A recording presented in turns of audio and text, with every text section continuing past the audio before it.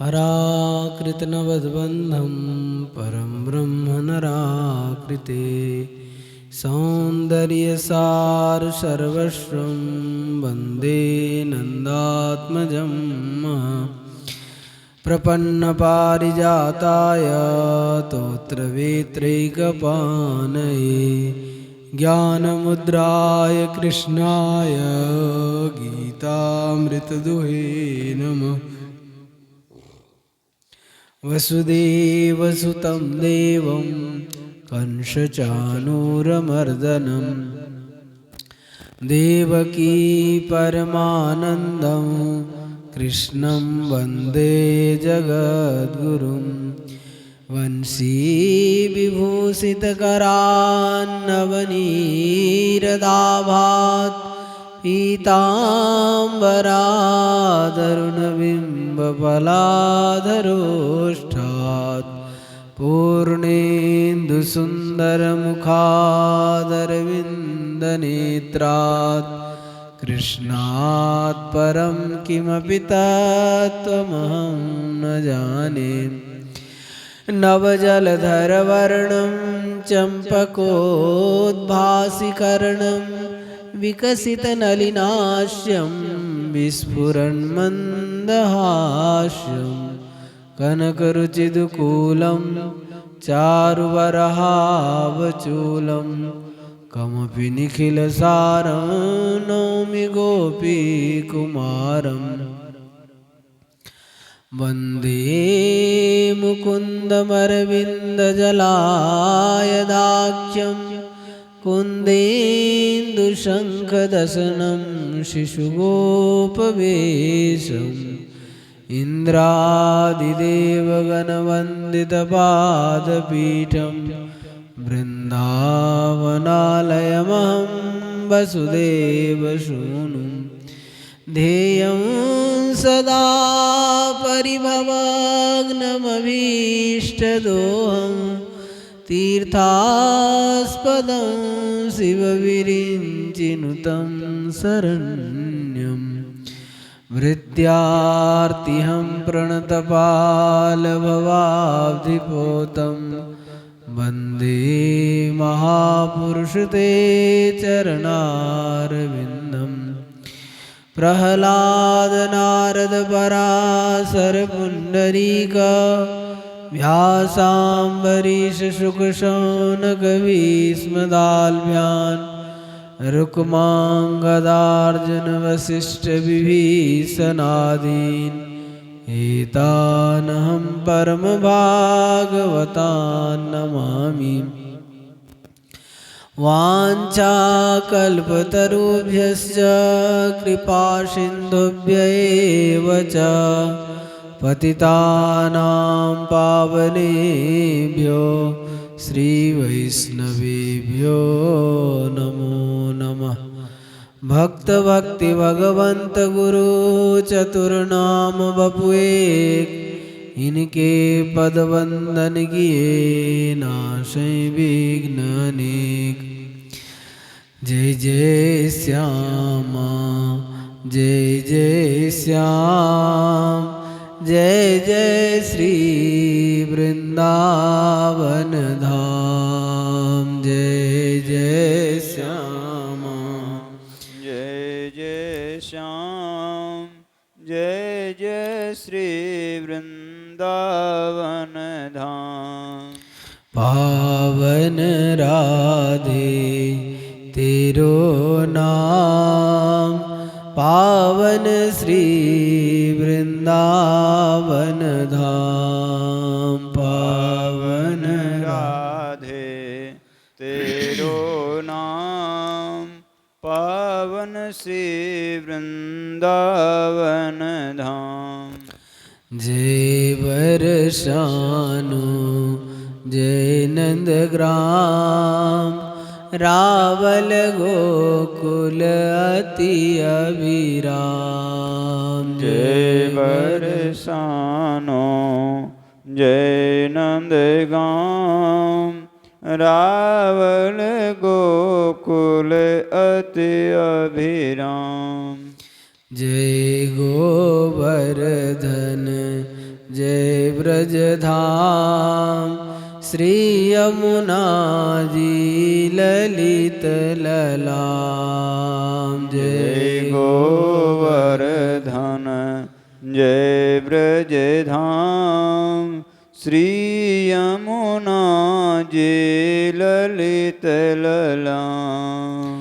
यह जोरी अभी चल अभिराम हृदय विराजो आठों याम।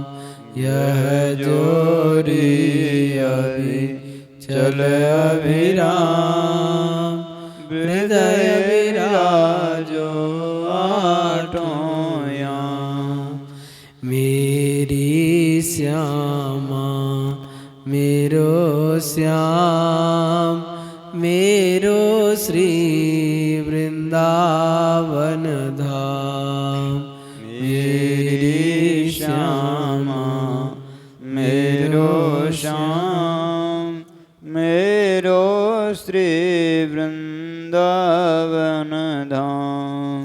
जय जय श्यामा जय जय श्याम जय जय श्री वृंदावन धाम। जय जय श्यामा जय जय श्याम जय जय श्री वृंदावन धाम। जय जय श्री वृंदावन धाम। जय जय श्री वृंदावन धाम। श्री वृंदावन बिहारी लाल की जय। श्री राधा रानी की जय। श्री यमुने रस रानी की जय। श्री ललित लाडली गोपाल लाल की जय। अनंत कोटि सर्व संत महात्माओं की जय। जय जय श्री राधे श्याम। भक्तवांछा कल्पतरु भक्तवत्सल शरणागत वत्सल अहेतु करुणा वरुणालय हमारे ललित लाडली गोपाल लाल जी के अहेतु कृपा करुणा से हम लोग भक्तमाल की चर्चा कर रहे हैं। इसमें कल हम श्रवण किए थे श्री पीपाजी महाराज का चरित्र और आज श्रवण करेंगे श्री अंगद जी महाराज का चरित्र। अब अंगद दो हुए हैं, एक तो बाली कुमार अंगद जी हुए और एक अंगद भक्त ये कलयुग में हुए, तो उनका चरित्र आज हम श्रवण करेंगे। तो नाभा गोस्वामी जी ने जो 56 छंद में अंगद जी महाराज का चरित्र वर्णन किया उसका हम लोग पाठ करेंगे और फिर उसी अनुसार चरित्र श्रवण करेंगे। कह रहे अभिलाष भक्त अंगद को पुरुषोत्तम पूरन कियो नगमोल एक ताहि सबे भूपति मिल जाचे।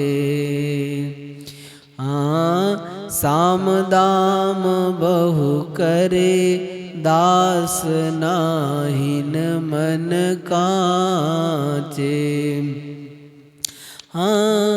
एक समय संकट में लेवे पानी माहि डार्यो। प्रभु तुम्हारी वस्तु बदन ते बचन उचार्यो। 5 दोय सत कोस ते हरि हीराले उर धर्यो। अभिलाष भक्त अंगद को पुरुषोत्तम पूरन कियो। अभिलाष भक्त अंगद को पुरुषोत्तम पूरन पूरन कियो।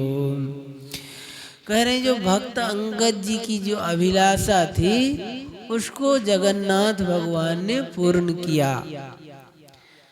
आपके पास एक अमूल्य हीरा थे और उसे सभी ने तथा राजा ने मिलकर लेना चाहा, लेकिन इन्होंने प्रतिज्ञा करके भगवान को अर्पण कर दिया था। तो इस कारण से ये किसी को न दे करके उसको यहीं से जल में ही डाल दिए और उनको जगन्नाथ भगवान ने स्वीकार कर लिया।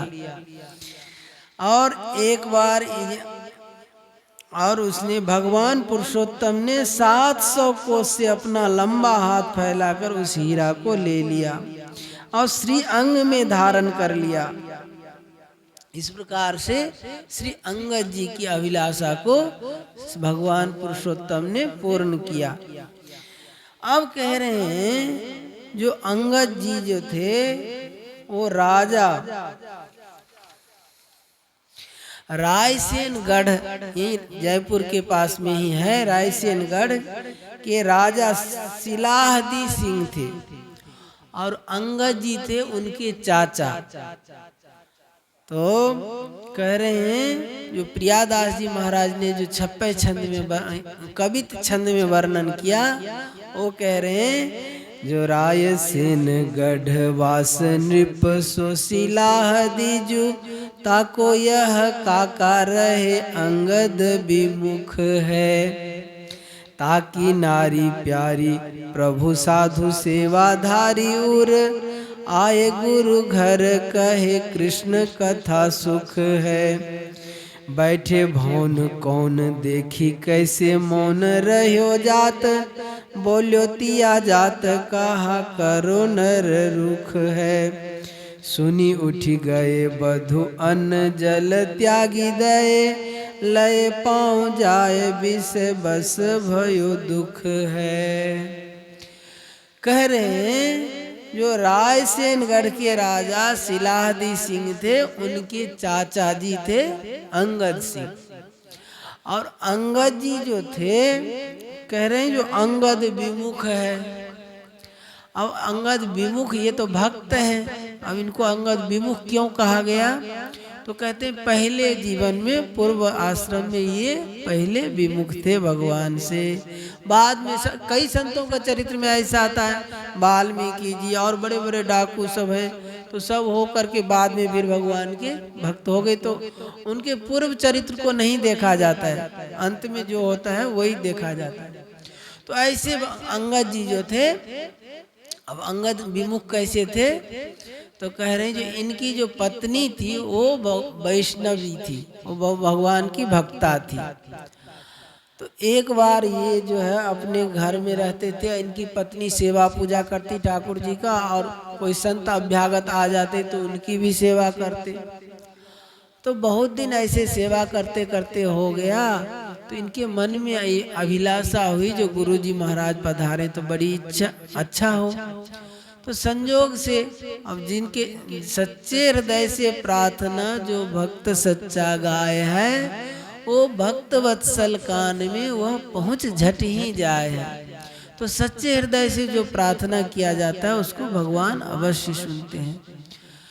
तो अंगद जी की पत्नी हृदय से गुरुदेव को याद किए, तो गुरुदेव जी महाराज पधारे उसी गांव में, उनके और शिष्य सब थे तो वहाँ पधारे।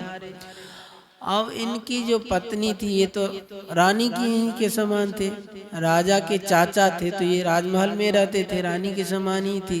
तो ये तो बाहर निकल नहीं सकते, तो इन्होंने अपने सेवकों के द्वारा गुरुदेव को बुलाया वहाँ राजमहल में।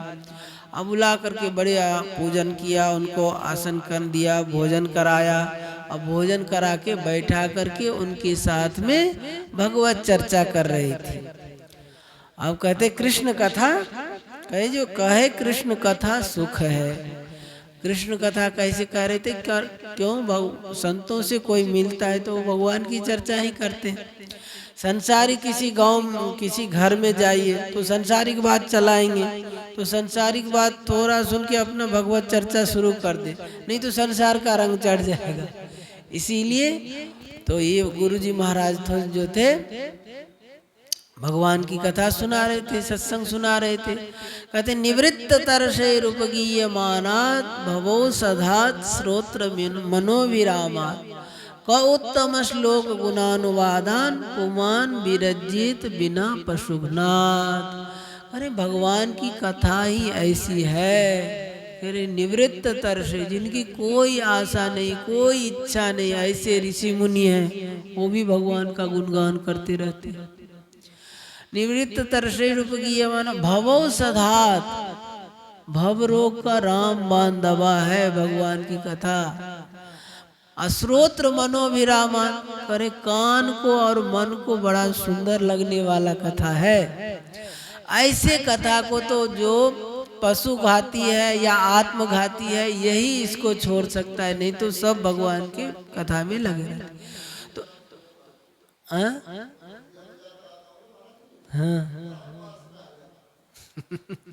अरे आप चैतन्य महाप्रभु जब कीर्तन करते हुए आते थे तो हिंसक जंतु, सिंह और जो हाथी ऐसे जानवर, वो जो हिंसक हैं, वो भी अपने स्वभाव को भूल करके और भगवान के वहाँ पे उनके दर्शन करने आते थे।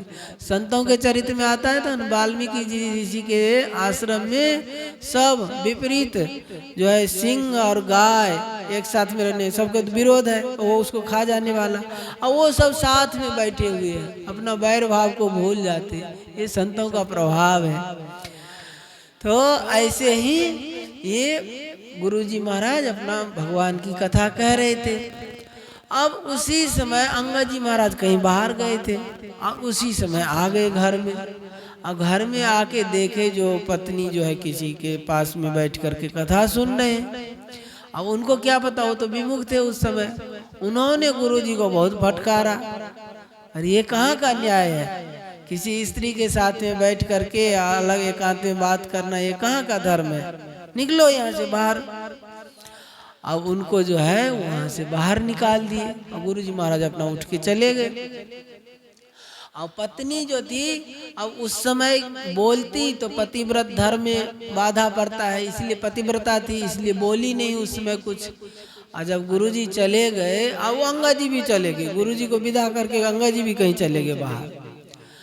अब पत्नी को बड़ा दुख लगा, हे भगवान, हमारे सामने में हमारे गुरुजी का ऐसा भयंकर अपमान। अब गुरुजी अपने नहीं आए थे, हम उनको बुलाए थे, निमंत्रण दिए थे, अब हमारे सामने में गुरुजी का इतना अपमान। अब तो मैं देह त्याग करूंगा। अन्न जल त्याग करके वो बैठ गई जा करके, अब तो मैं जीवित नहीं रहूंगा। कुछ देर के बाद अंगद जी आए तो देखे उनसे वो बोले नहीं, एकदम से जाकर के कमरे में बंद हो गई। अब अंगद जी का उनमें बहुत प्रेम था, मोह था स्त्री में। अब कह रहे हैं जो भगवान की भक्ता, उनकी पत्नी जो थी वो भगवान की भक्ता थी, तो कह रहे हैं जो भगवत भक्तों में ऐसा सांसारिक मोह होना उचित है क्या? तो कह रहे हैं जो भगवान के भक्त में किसी प्रकार से भगवान के भक्तों के साथ संबंध हो जाए तो वो कल्याण करने वाला ही होता है। क्योंकि भागवत में आया है, कामम क्रोधम भयम स्नेह मैक्यम सौहृदमेव च नित्यम हरो विदते यान्ति तन्मय तामिते। अरे काम से, क्रोध से, भय से, स्नेह से, नातेदारी से और मित्रता का ही चाहे किसी भाव से भगवान के और भगवान के भक्तों के साथ संबंध जुड़ जाने से वो कल्याण करने वाला ही होता है। तो क्या हुआ, अब जो है उनका बहुत स्त्री में आसक्ति था और उस कारण से वो जब मान करके बैठ गई रूठ करके, तो इनको अब बेचैन होने लगे। अब उनको मनाने के लिए गए, जो भाई हमसे कोई गलती हो गई तो तुम क्षमा कर दो, और नहीं तुम्हारे को क्षमा करने का इच्छा नहीं है तो तुम हमको दंड दो, हम दंड स्वीकार करने के लिए तैयार हैं, और यदि हम दंड न माने तब तुम नाराज होना। अब तुम कैसे भी हो मेरे साथ बोलो, ऐसे नाराज मत हो। अब वो तो बिल्कुल बोली ही नहीं, कही नहीं हम तो अब देह त्याग करेंगे, चाहे अग्नि में जल के हो, चाहे कुआं में कूद के हो, किसी तरह से हम शरीर को नहीं रखेंगे, अब तो हम शरीर त्याग कर देंगे। वो कहे क्यों, कोई उपाय तो बताओ। तो कहे जो अब उपाय यही है, जो आपने हमारे गुरुजी का अपमान किया है, तो अब जाइए, अब वैष्णव बनिए, भगवान का भक्त बनिए, तब जा कर के हम राजी होंगे, नहीं तो हम तो अब ये शरीर त्याग करेंगे। तो संयोग की बात, गुरुजी उसी गांव में थे, उनके और बहुत सारे भक्त थे, तो वहीं पे थे ही। तो अंगद जी महाराज तुरंत उठे वहां से और जा करके गुरुजी महाराज के चरणों में पड़ गए और अपने अपराध के लिए क्षमा याचना करने लगे। उन्होंने कहा जो अब तो हमको अभी इसी क्षण दीक्षा दे करके भगवत भक्त बनाइए, वैष्णव बनाइए। जबकि विधान ये नहीं है, वो तिथि मुहूर्त को देख करके फिर दीक्षा लिया जाता है। कभी कभी ऐसा होता है जो दीक्षा लेने से कोई ऐसा मुहूर्त होता है, उसमें दीक्षा लेने से तत्काल मृत्यु हो जाता है। तो इसीलिए देश काल परिस्थिति का विचार करके फिर लिया जाता है। लेकिन कहा जाता है जब जीव का अपने कल्याण के प्रति अत्यंत ज्यादा व्याकुलता हो, तो उस समय ये सब विचार नहीं करना चाहिए। उस समय तो जैसे ही आए वैसे ही दीक्षा दे देना चाहिए। तो ऐसे इनका ज्यादा व्याकुलता देख करके गुरुजी महाराज ने इनको उसी समय दीक्षा दे दी। और बड़ा सुंदर कंठी पहन करके, तिलक धारण करके अंगद जी महाराज आए, तब इनकी पत्नी जो है प्रसन्न हुई। तो इसीलिए इनको कहा गया जो अंगद विमुख, पहले विमुख थे, अब भक्ता पत्नी को मिलने से, इनके संग के प्रभाव से ये भी भगवत भक्त हो गए, तो इसीलिए इनको विमुख कहा गया था। अब ये जब भक्त बन गए, और ये बड़े सूरवीर थे, राजा के चाचा तो थे ही, और साथ में थे उनके सेनाओं के सेनापति थे, सबके मुखिया थे। अब एक दिन की बात है, जो एक राजा, पहले के जमाने में ऐसा था, एक राजा दूसरे राजा के ऊपर आक्रमण कर देते थे, उनको लूट लेते थे कमजोर जान करके। तो ऐसे कोई दूसरा राजा इनके सिलाहदी सिंह जी के जो राजा थे, उनके ऊपर आक्रमण करने के लिए आए, और अपने गुप्तचरों से पता लगाए, तो उनको पता लगा जो अभी इनका सैन्य और धन सब ज्यादा है, बलवान है, हम जीत नहीं सकते हैं। तो वो जो है अपने सेना को लौटा करके ले गया। लेकिन बात तो पता लग ही गया इनको, अंगद जी के जो भतीजे थे, इन राजा को तो ये बात पता लग गया, ओहो हमारे से विरोध रखने वाला है। तो वो भी अपना खोज में रहते, जब इनके जो है सैन्य का कमजोरी आए या धन का कमजोरी आए, तो उस समय हम आक्रमण करेंगे। तो ऐसा ही हुआ, सूत्रों से पता लगा, गुप्तचरों से, जो अभी उनके कमजोरी है। तो अंगद सिंह को कहे जो आप जाइए उसके ऊपर आक्रमण करिए। तो इन्होंने आक्रमण किया और सैन्य सामंत मिल करके उनको जीत लिया। और जीतने के बाद ये होता है विधान, जो राजमहल में घुसते सेना और जितना संपत्ति रहता सबको लूट करके ले आते हैं। तो ऐसे ही हुआ, अंगद जी सेना के सहित राजमहल में घुसे, जितने सोना चांदी जितना धन संपत्ति था सब लूट लूट करके सब बाहर इकट्ठा करते गए। और संयोग की बात है, राजा का जो टोपी था, मुकुट था, वो अंगद जी के हाथ लग गया, और उस मुकुट में जो है 100 छोटे छोटे हीरा और एक बड़ा हीरा लगा हुआ था, बहुमूल्य, वो अंगद जी के हाथ में लग गया। अब अंगद जी तो भक्त बन गए थे, तो वो हीरा को देख करके अंगद जी के मन में आया जो ये तो भाई बड़ा विचित्र हीरा है, ये तो भगवान के लायक है। तो उसी समय इन्होंने प्रतिज्ञा कर लिया, हे प्रभु इस हीरा को तो हम आपको ही देंगे, ऐसा प्रतिज्ञा कर लिए। अब क्या हुआ, अब वहां से सब संपत्ति लेकर के आए। तो राजा ने, वहाँ विधान होता था पहले के जमाने में ऐसे होता था, मुसलमानों के राज तक भी ऐसा ही था, जो एक राजा दूसरे के राजा के ऊपर आक्रमण करते थे। लेकिन जब अंग्रेजों का राज आया तो इसको बंद कर दिए, जो नहीं कोई किसी के ऊपर आक्रमण नहीं कर सकता है, ये रोक लगा दिए। तो क्या हुआ, अब जब सब जितना संपत्ति लूट करके लाए थे, अब उसको राजा ने, ऐसा ही विधान होता था, जितना संपत्ति लाए उसमें से आधा तो जितने सेना सामंत थे उसको बांट देते थे, और आधा राज खजाने में रखते थे। तो वैसा ही किए राजा ने, आधा संपत्ति को सब सैन्य सामंत में बांट दिए और आधा को अपने खजाना में रखे। अब कुछ दिन महीना भर बीता होगा, तो एक सेना जो था वो अंगद जी को देख लिया था, वो मुकुट को छिपाते हुए। मुकुट जो मिला था ना राजा का, उसको वो छिपाते हुए देख लिया था। उन्होंने राजा को कान भरना शुरू किया, कहा महाराज आपको जो है वहाँ की सारी संपत्ति मिली? कि हाँ मिली। तो कही जो मुकुट था वो आपको मिला कि नहीं? तो कह रहे नहीं, मुकुट कौन सा मुकुट है, मुकुट का तो कोई बात ही नहीं है। तो कहे नहीं महाराज, वो अंगद जी जो है, अंगद जी के हाथ वो राजा का वो मुकुट लगा है और उसमें 100 हीरा है और एक बड़ा हीरा है। तो जितने का ये संपत्ति था वो सब संपत्ति के बराबर तो केवल मुकुट ही है, इतना उससे भी बढ़ चढ़ करके ही है। तो कह रहे अरे इसका तो बात हमको पता भी नहीं। तो राजा के पास 4 नीति होता है, साम दाम दंड भेद, ये 4 होता है।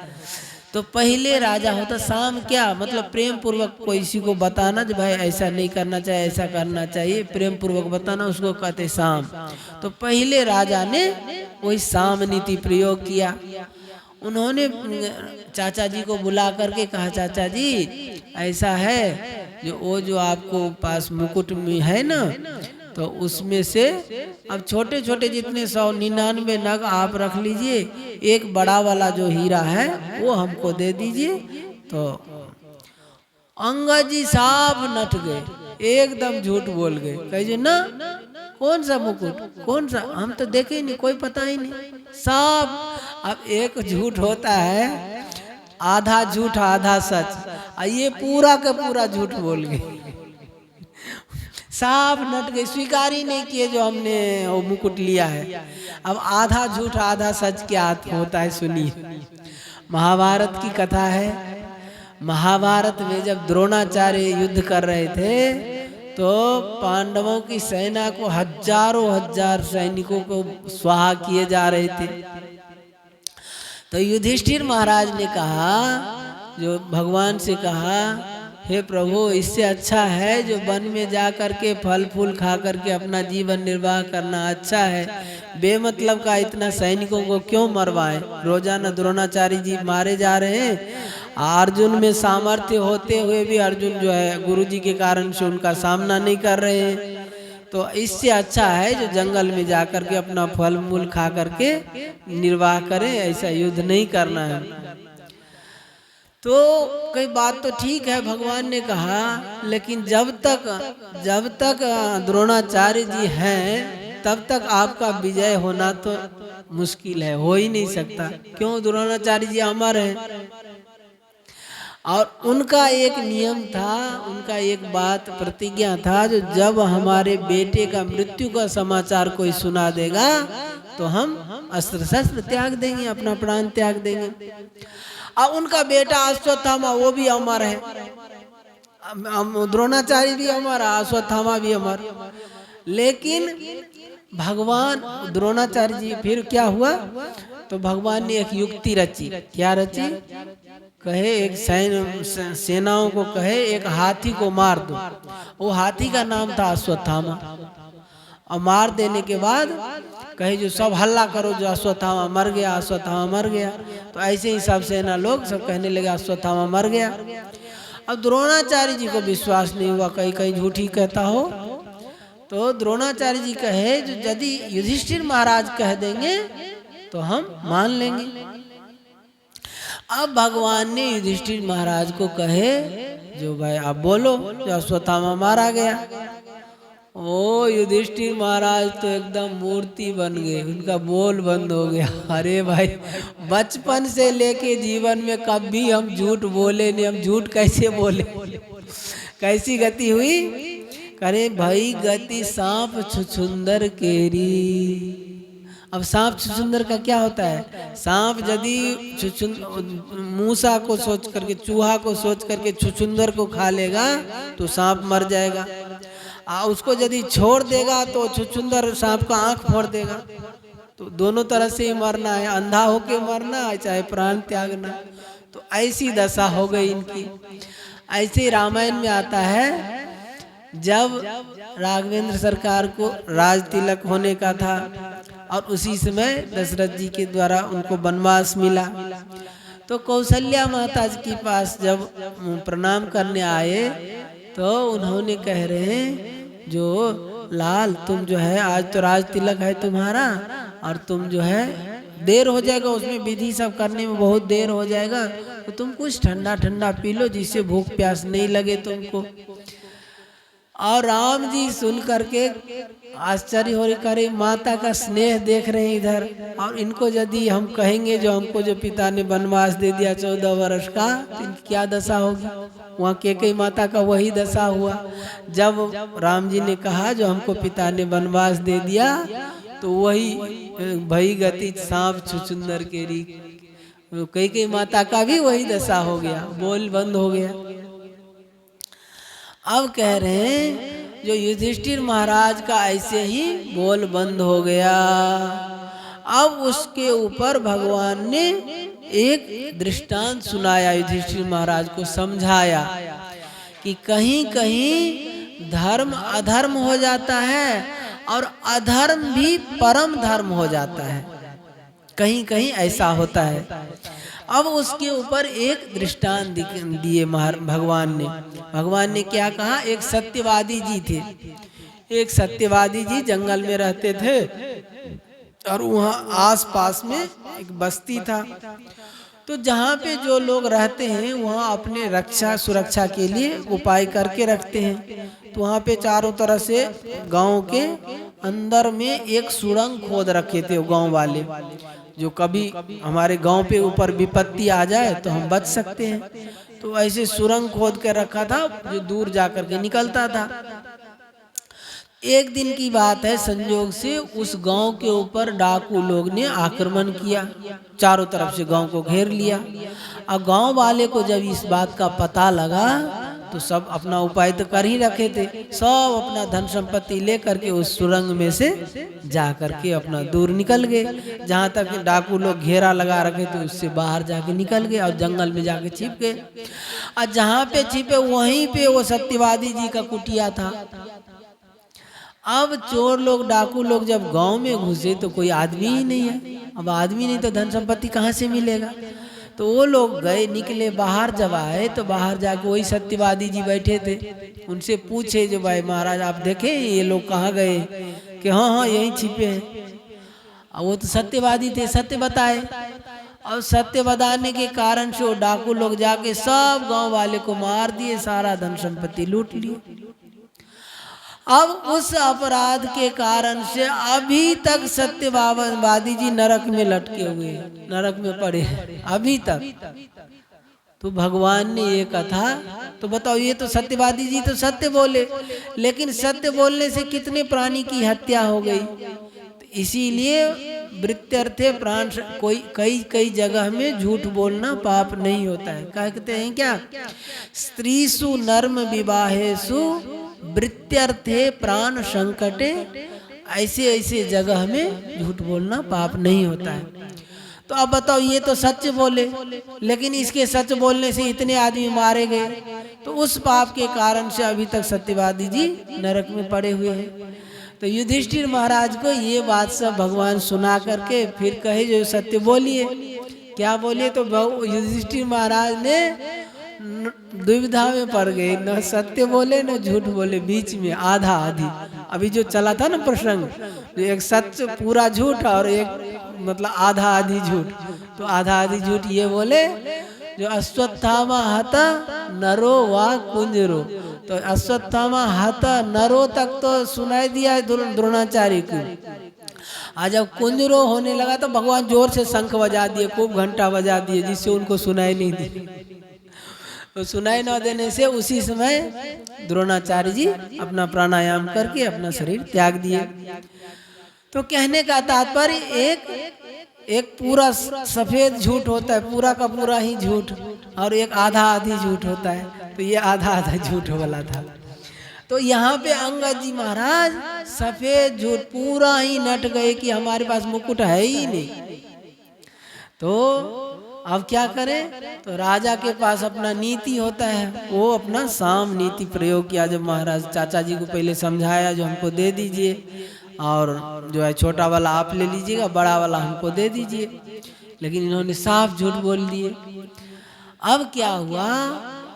अब ये राजा जो है दूसरा नीति प्रयोग किया। क्या किया? तो अंगद जी के साथ में अंगद जी की एक विधवा बहन रहती थी, और वही इनको भोजन कर बनाती थी वही, और उनकी एक बेटी थी छोटी सी, वो भी इनके साथ में रहती थी। पूर्व चरित्र में तो इनके पत्नी का वर्णन आया, लेकिन यहाँ पे इनके पत्नी का वर्णन नहीं है। पत्नी मर गई होगी, चाहे कहीं चली गई होगी, ऐसे इनका वर्णन नहीं है, इनका बहन का वर्णन है। तो बहन रहती थी और वही भोजन कराती थी। तो अंगद जी सब उनको सब बता दिए थे, जो ऐसे सेवा पूजा करना। खुद भी जब रहते थे तो खुद सेवा पूजा करते थे, ठाकुर जी को भोग लगाते थे, फिर प्रसाद पाते थे।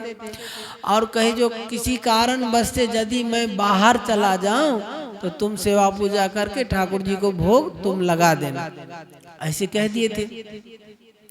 अब संजोग की बात, अंगद जी कहीं बाहर गए थे, तो और राजा क्या क्या उपाय, उस बहन को फोड़ना शुरू किया।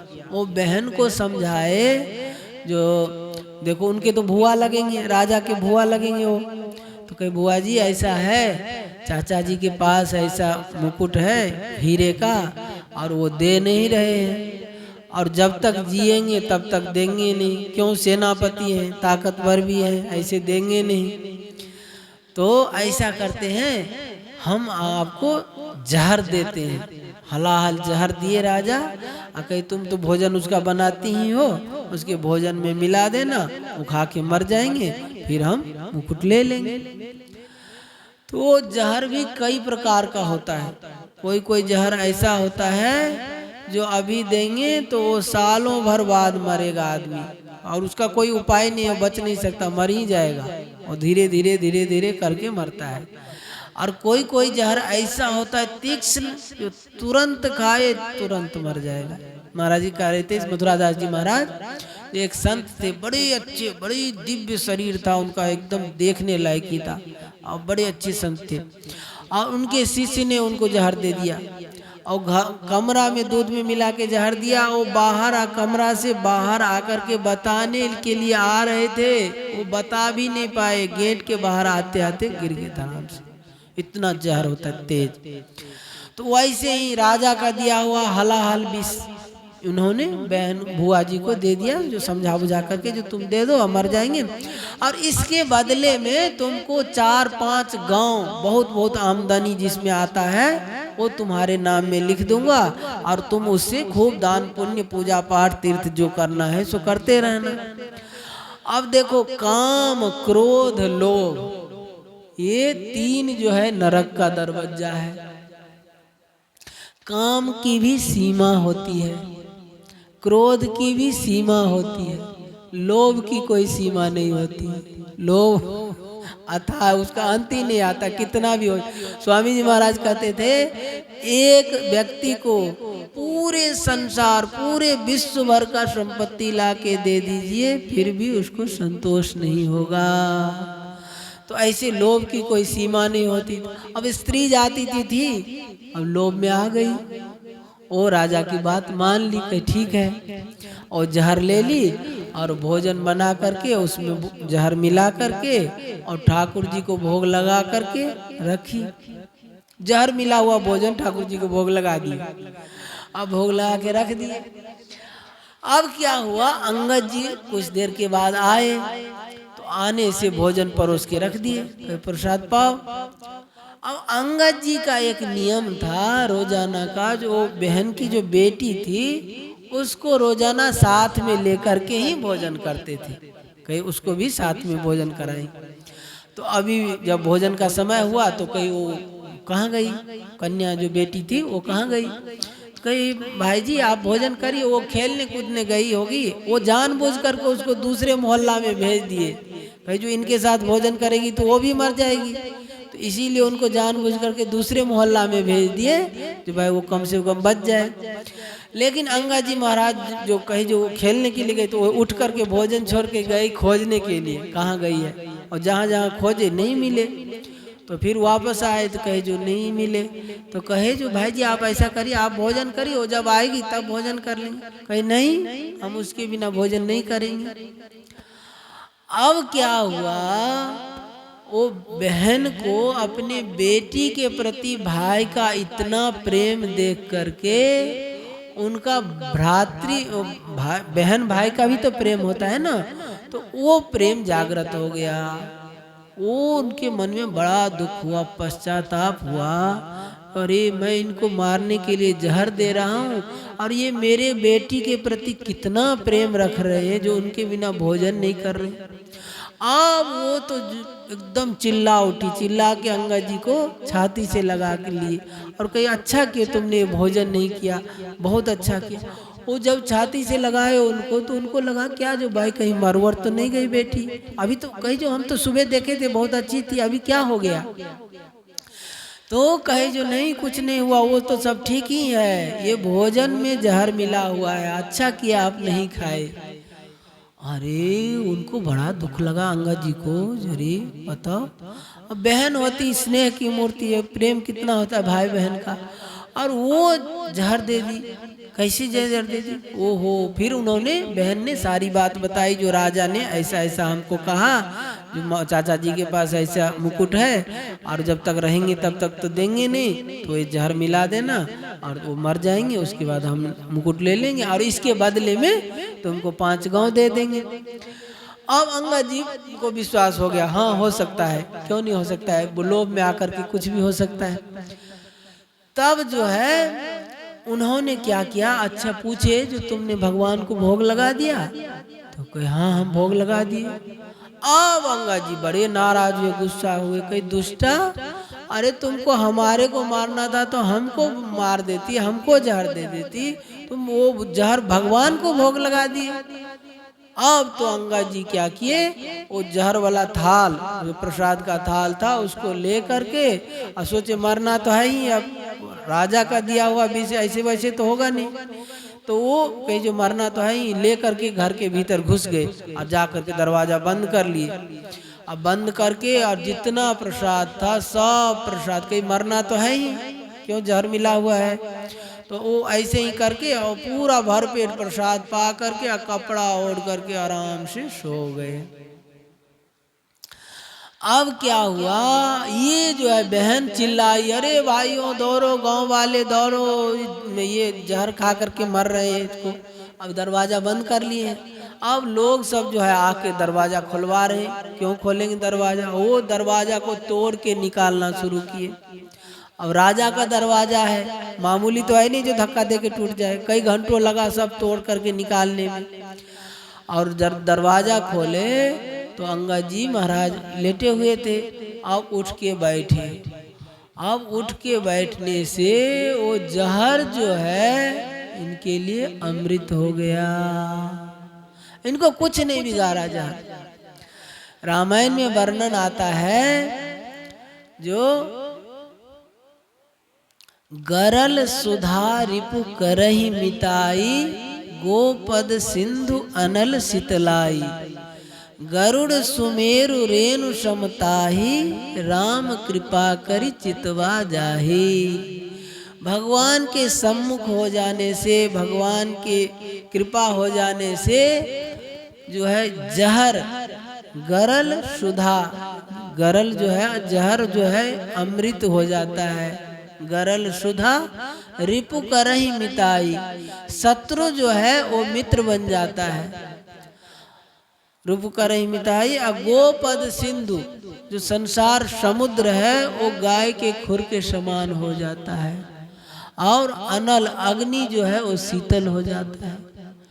अब गरुड़ सुमेरु रेन समताही, सुमेरु पर्वत ये पृथ्वी मंडल पे सबसे बड़ा पर्वत है, सोने का पर्वत सुमेरु पर्वत। वो जो है रेणु मतलब धूल कण के समान हो जाता है। गरुड़ सुमेरु रेणु समताही, राम कृपा कर चितवा जाही। और यही भगवत विमुखों के लिए, जो भगवान से विमुख है उनके लिए क्या होता है, तो कहते मातु मृत्यु पितु समन समाना, सुधा होय विष सुनु हरि जाना। और मित्र करहि सतरिपु के करनी, ताकहु विबुध नदी बैतरनी। और इतना में नहीं करे, सब जगता ही अनल होते ताता, जो रघुवीर विमुख सुनु भ्राता। कहते मातु मृत्यु, मातु कितना स्नेहमयी होती है, प्रेम की मूर्ति। वो मातु मृत्यु का समान हो जाते हैं। और पिता यमराज जी के समान।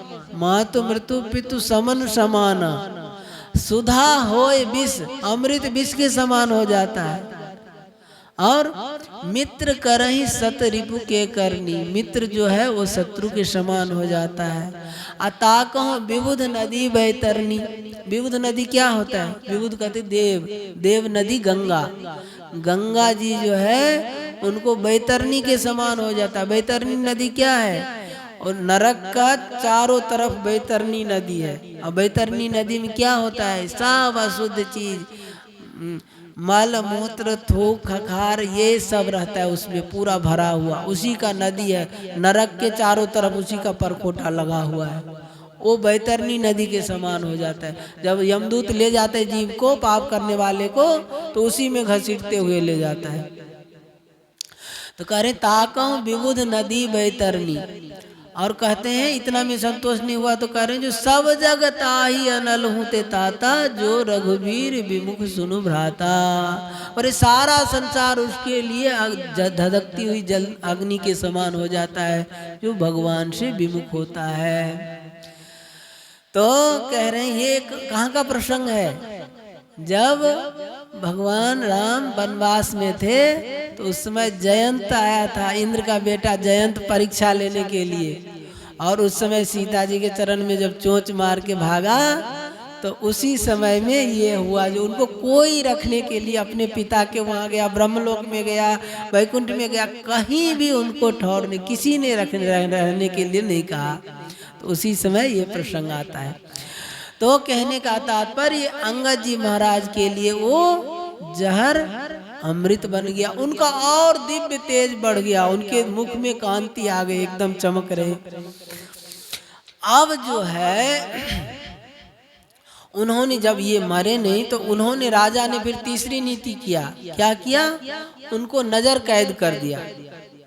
नजर कैद होता है जो वो अपने घर में रहेंगे, सब कुछ करेंगे, खाएंगे पिएंगे, उनके लिए स्वतंत्र, घर से बाहर नहीं निकल सकते और कुछ नहीं कर सकते, वो नजर कैद होता है। तो ऐसे ही अंगद जी महाराज को नजर कैद करके रख दिए। अब अंगद जी महाराज रहते रहते कुछ दिन रहे, भाई सोचे जो भाई ऐसे कैद में रह करके कैसे जिया जाएगा। तो उन्होंने सोचा जो भाई भगवान का ये वस्तु है, तो चलते हैं भगवान को अर्पण कर देंगे। अब भगवान को अर्पण करने के लिए वो मुकुट को लेकर के और चले जगन्नाथपुरी के तरफ। अब जब पता लगा सेवकों, रात्रि में उठ करके निकल गए थे, रात्रि में उठ के निकलने के बाद सेवकों को पता लगा, जो नजर कैद किए थे उनको पता लगा जो भाई राजा ये अंगद जी तो निकल गए यहाँ से। निकल जाने से फिर सेवक लोग सब उनके पीछे राजा को सूचना दी जो महाराज अंगद जी तो निकल गए। अब इन्होंने उनको सेवक सबको घुड़सवार को दौड़ाए, उनके पीछे जाओ, जहाँ भी हो पकड़ के लाओ। अब जाते जाते अंगद जी महाराज 12 बजे रात में निकले हैं। अब ये पैदल चल रहे हैं, अब घुड़सवार तो तुरंत जाकर के कुछ सुबह हो रहा होते होते इनको पकड़ लिए। ये एक तालाब पे जब सुबह हुआ था, तो तालाब के पास सोचे जो भाई शौच स्नान कर लेते हैं, उसके बाद आगे चलेंगे। वहीं बैठे ये अपना दत्वन कर रहे थे, उसी समय घुड़सवार से आके घेर लिए। अब ये थे सेना के सेनापति, एक तो राजा के चाचा थे और दूसरे सेनापति थे। तो सब सेना सब तो जानते ही थे इनको। तो कहे महाराज देखो आप तो सब जानते ही हैं, अब राजा का ऐसे आदेश है, तो यदि अब ऐसी बात है, हीरा है आपके पास, वो मुकुट है, तो आप दे दो, तब तो आप सम्मान पूर्वक चलो, नहीं तो फिर अब हथकड़ी लगाना पड़ेगा, हम क्या करें। तब इन्होंने अंगद जी ने क्या किया, उस तालाब में कहा अच्छा ठीक है रुको देखते हैं। अंगद जी क्या किए, वो जो मुकुट था हीरा बड़ा वाला, उसको लेकर के तालाब में घुस गए और तालाब से ही प्रभु को ऐसे हाथ करके कि प्रभु अब जो है इसको हम आपको समर्पित करने का प्रतिज्ञा किए थे, लेकिन इसमें हम असमर्थ रहे, हम आप तक पहुंचा नहीं पाए, तो ये वस्तु आपकी है, आपको समर्पित है। ऐसे करके वो तालाब में डाल दिए। अब जो है वहां पे कहे जो त्वदीयम वस्तु गोविंद तुभ्यमेव समर्पय, भगवान को अर्पित करके वहीं तालाब में डाल दिया। अब वो सेना सेवक सब जो थे वो सब राजा को कहे जो महाराज उन्होंने तो दिया तो नहीं, वो तालाब में डाल दिया। तो राजा ने कही चलो कोई बात नहीं, हमको कुछ पैसा खर्च होगा, तालाब को सुखा दिए, तालाब से पानी सब खींच करके सुखा दिए और हजारों मनुष्यों को लगा दिए उसमें, सबको पास में इतना इतना कीचड़ लेकर के रख दिए, इसमें से छांटो वो हीरा को। और हजारों आदमी छांटते छांटते थक गया, किसी को कुछ नहीं मिला। अब अंगद जी महाराज को भी बड़ा दुख हुआ, कहे जो अरे भाई देखो भगवान को वस्तु थी, भगवान को पहुंच जाती तो भी ठीक था, नहीं राजा को ही मिल जाता, न राजा को मिला न भगवान को मिला, बड़ा दुख हुआ। ऐसे अंगद जी महाराज दुखी रह रहे थे। अब ठाकुर जी ने लीला की, जगन्नाथ भगवान के पास वो हीरा पहुंच गया था। जगन्नाथ भगवान अपने हार में धारण करके हृदय में उसको धारण, अभी भी जगन्नाथपुरी में वो हीरा लगा है, भगवान जगन्नाथ भगवान उसको पहनते धारण करते, अभी भी हीरा है। तो जगन्नाथ भगवान ने सोचा जो अंगद जी का दिया हुआ वस्तु हमको तो मिल गया, लेकिन उनको पता भी नहीं है, तो कम से कम उनको सूचना तो दे दे जो है तुम्हारी वस्तु हमको मिल गया है, प्राप्त हो गया है। तो जगन्नाथ भगवान अपने दो सेवकों को वहाँ से अपनी प्रसादी दे करके और सब बता दिए, जो उनको ऐसे ऐसे पहचानेंगे नहीं तो कहना जो ऐसा था, इतना बड़ा था, ये था, हीरा का सब पहचान बता दिए और पहचान बता के वो भेजे अंगद जी के पास। तो अंगद जी के पास वहाँ से दो पुजारी आए, भगवान का जगन्नाथ भगवान का प्रसाद लेकर के आए और अंगद जी महाराज से मिले और प्रसाद दिए, और प्रसाद दे के कहे जो आपकी जो दी हुई वस्तु थी वो भगवान ने स्वीकार कर लिया।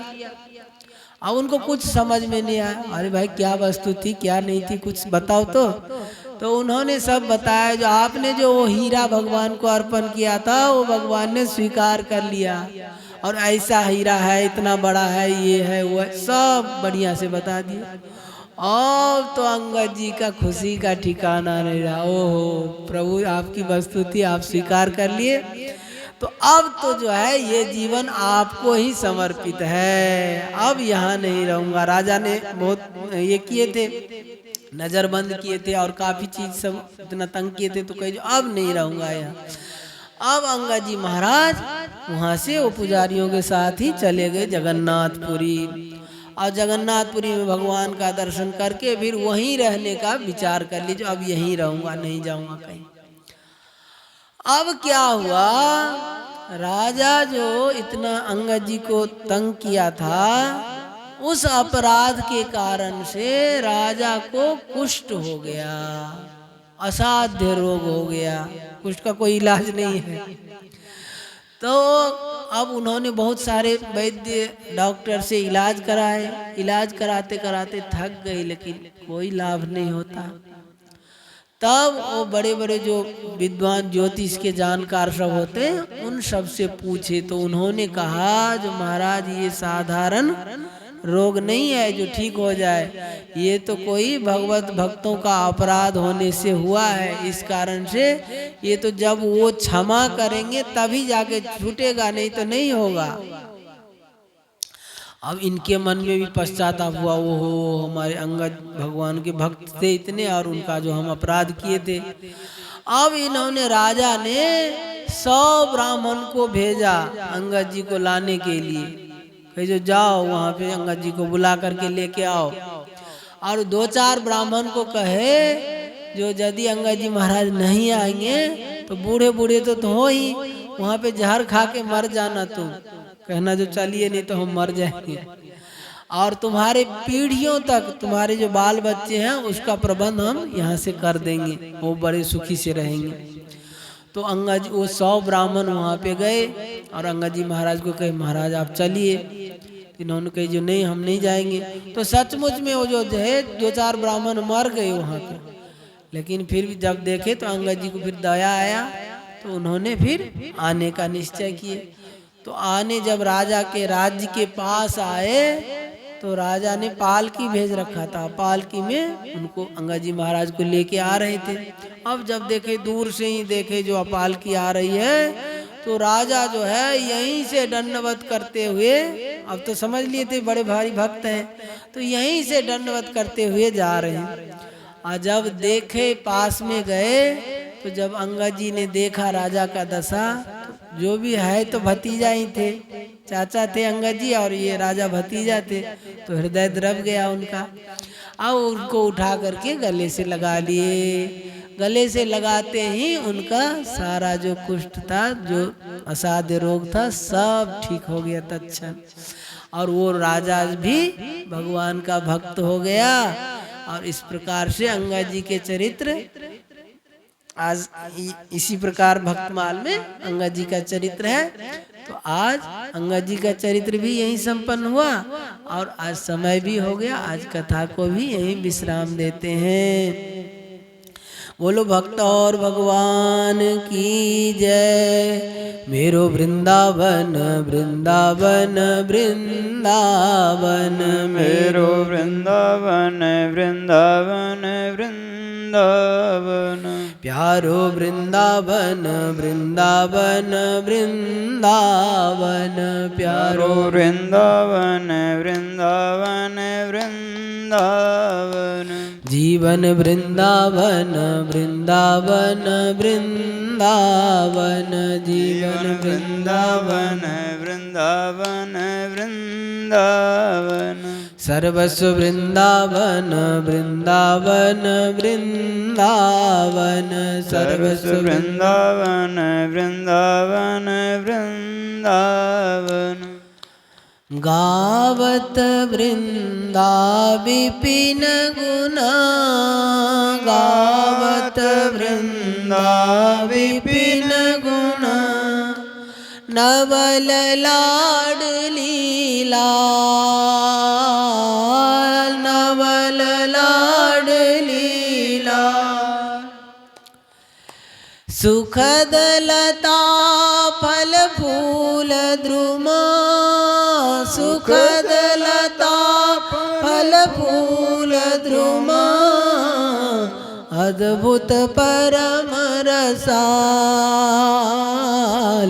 अद्भुत परम रसाल, मेरो वृंदावन वृंदावन वृंदावन, मेरो वृंदावन वृंदावन वृंदावन, प्यारो वृंदावन वृंदावन वृंदावन, प्यारो वृंदावन वृंदावन वृंदावन, जीवन वृंदावन वृंदावन वृंदावन, जीवन वृंदावन वृंदावन वृंदावन, सर्वस्व वृंदावन वृंदावन वृंदावन, सर्वस्व वृंदावन वृंदावन वृंदावन, श्री वृंदावन धाम की जय, श्री राधा रानी की जय,